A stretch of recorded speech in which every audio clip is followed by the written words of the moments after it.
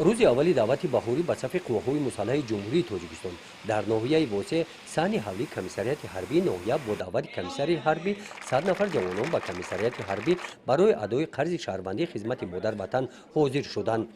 برای این جوانان در صحیفه زندگی نامه حیاتشان این روز نیک و فرابخش همچون روز خاطرمان و فراموش نشونده باقی خواهد ماند. ما پسر خود را با سر بلند به خدمت عسکری روان میکنیم. بگذار حمایت وطن باشد. بگذار همه نوازکارای خواهی چیکار بیارن با عسکری روان محافظت وطن را اجرا کنند. با سر بلند خدمت وطن را ادا کنند. چورابینی تنتنوی بخشیده به روز دعوت شونده با اشتراک نوازکاران در محیط ایدانه دایر گردید. بعد گذشتن از کمیسیون تیوی نوازکاران اینجا در صف ایستادند. در این جمع آمد برای گسیل نوازکاران رهبران مقامات‌های حفظ حقوق، والدان نوازکاران، نمایندگان مقامات اجرایی حکومت دولتی ناحیه، رئیس کمیسیون دعوتی، رئیسان و کارمندان مسئول جماعت‌های دهات، رئیسان کمیته‌های محله، خوانندگان صنف‌های بالایی مؤسسه تحصیلات میانه عمومی رقم 1، کارمندان بخش فرهنگ ناحیه اشتراک ورزیدند. باید یادآور گردید که سهم مقامات خودادارکنی شهر و دهات و مقامات‌های خود فعالیت جمعیتی در ترغیب غایه‌های وطن‌دوستانه بین جوانان و ساکنان بلند ارزیابی گردیده فعالیت خوبی آنها در تشکیل چنین چهاربینی مشاهده گردید.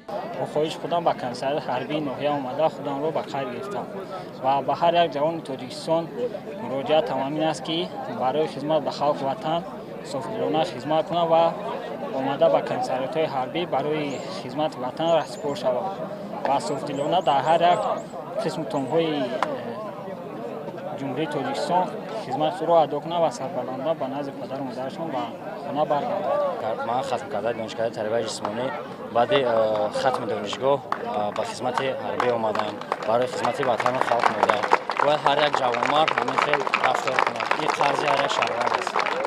در چورابینی بخشیده به روز دعوت شونده و گسیل نوازکاران به صف قواهای مسلح جمهوری تاجیکستان در دعوت بهاری رئیس ناحیه واسه نوازکاران را تبریک نموده قید نمودند که ادای خدمت مادر وطن برای هر یک نفر جوانمرد قرض و شرف بوده. امروز 100 نفر جوانان با اور و ناموس ناحیه با خواهش خود اختیاری برای ادای خدمت حربی در صف قواهای مسلح جمهوری تاجیکستان اینجا در صف ایستادند. در چورابینی همچنین سرباز قسم حربی 13483 وزارت مدافع جمهوری تاجیکستان و والدان نوازکاران برآمد نموده از جوانان دعوت به عمل آوردند که در صف قواهای مسلح کشورمان داخل شده با دل صاف و شجاعت مردانگی قرض شهروندی خود را ادا نموده سربلندانه نزد پدر و مادر خود برگردند.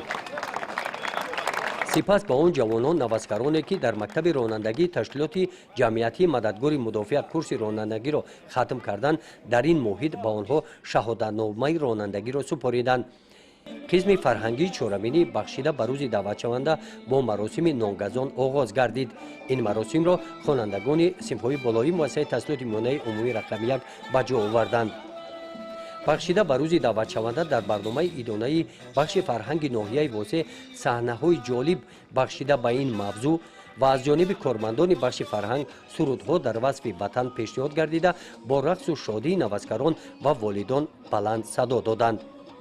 گزارش خوجا نظریف خدای نظر ظهوروف از ناحیه واسه برای برنامه اطلاعاتی نوید.